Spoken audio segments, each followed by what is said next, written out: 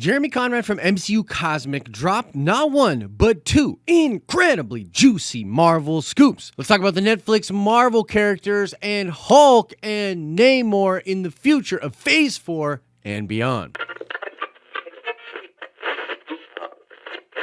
What's up, everybody? It's Josh. Welcome back to the channel. Do me just a little favor and smash that like button! And smash it like the mother flippin' Hulk, because this is some good news. So this is actually Star Wars Sunday. It's really weird for me to do a Marvel video on Star Wars Sunday, but this news was just way too crazy. Had to bring it to you as fast as possible, but I did want to mention we're actually going to institute Marvel Mondays, which are very similar to Star Wars Sundays in the fact that we will always be doing some Marvel content on Mondays from here on out. I just felt like when we went really heavy into Star Wars late last year that we kind of abandoned Marvel almost completely, and I was like, oh, that's not that cool for Marvel fans, so let's do Marvel Mondays where we will always have Marvel stuff no matter what other crazy stuff is taking over the news cycle. So let's get into these scoops from Jeremy Conrad over at MCU Cosmic. Dropped both of these scoops last night. Pretty wild stuff. And the first has to do with Hulk and the Universal agreement being over. Now, I gotta say what he says on his website. Jeremy is reporting this as rumor for now. He can't quite say it's 100%, but it's corroborated by some other big Marvel scoopers as well. And now I'm gonna read right from the article.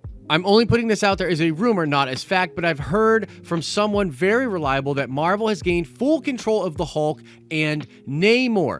So those pesky distribution hurdles no longer exist. It's very doubtful they'd ever do a solo Namor movie due to the success of Aquaman, but they'll use him as both a villain and potential future Avenger. This could explain why Kevin Feige invited Mark Ruffalo to pitch ideas for the Hulk. If they could now make and distribute a solo Hulk film on their own without worrying about Universal, then it makes a lot of sense to see if there were any more ideas out there for such a thing. Feige did also say that the chess pieces were very intentionally left the way they were following the events of Avengers Endgame, which means there is a future for the big green guy in the MCU. And if this rumor turns out to be true, he could potentially get another solo movie someday. Okay, so pretty wild stuff. Both Hulk and Namor were wrapped up in legal jargony things that were preventing Marvel from really utilizing those characters, okay? Now, he doesn't speak a lot about Namor in this article, but I do agree that it would be kind of crazy for them to make a solo Namor movie, but there's a lot of evidence to suggest that Namor will actually be coming into Black Panther 2, and they'll be doing like a War of Kings thing with Namor and with Wakanda and T'Challa. There's also been some really spicy rumors about the possibility of the Illuminati being in Doctor Strange in the Multiverse of Madness. We'll do a video on that very soon as well. But as Jeremy points out here, this would totally make sense as to why Mark Ruffalo admitted when he was in China a couple of months ago that yes, he did meet with Kevin Feige talking about different stories. Now, there was some weird drama with that interview because he was talking about Wolverine and Hulk, I believe, which was something that was in the comic books, and I think he was just sort of asked that question, and he also said that, yeah, that would be really cool, but it wasn't in the same sentence as what he was talking about with Kevin Feige. So I doubt that it would be something with Wolverine. At least there's no evidence to suggest that, but him saying that, yeah, he met with Feige talking about stories would totally make sense if they've got the distribution rights back from Universal. Either way, I think it's really cool, man. I'd love to see more of Hulk, not only in the MCU, but to get a solo Hulk movie, considering that we're getting She-Hulk and, you know, maybe other Hulks. Red Hulk, anyone? Red Hulk?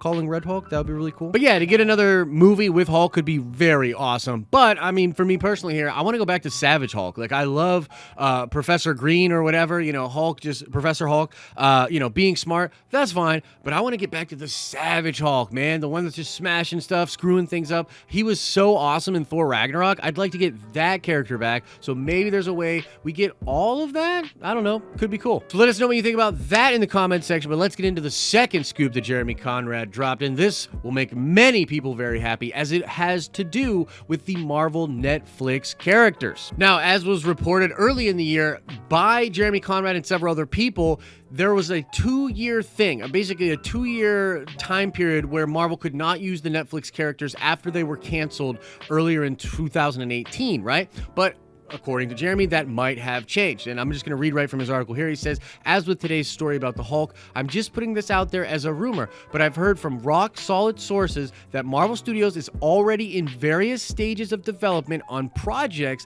that utilize characters from the Netflix Defenders series. He says here, I don't know if they are using the same cast or even referencing the events in the Netflix shows.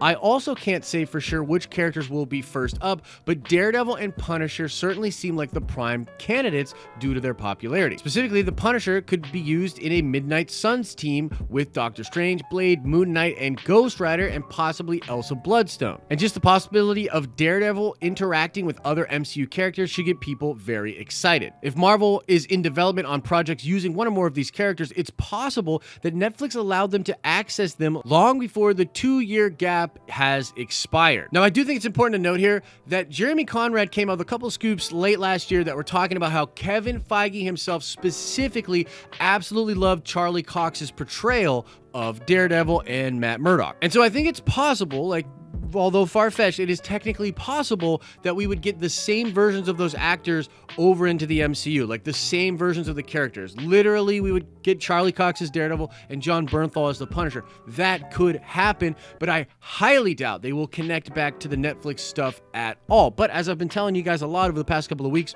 now that we've got the multiverse and we're opening up all these possibilities to different versions of characters, different versions of our Earth that are having symmetry, much like what Mysterio was actually talking about in Spider-Man Far From Home, even though that didn't happen in that film, it doesn't mean it can't happen in the MCU. So there is a way for it to happen, but just going to speculation town, I gotta tell you, I highly doubt they will bring those actors in for those roles. It's just too much of connective tissue back to the Netflix stuff, unless Netflix literally allowed them to, you know, do it way before that 2-year thing, and there's going to be some kind of a good relationship there.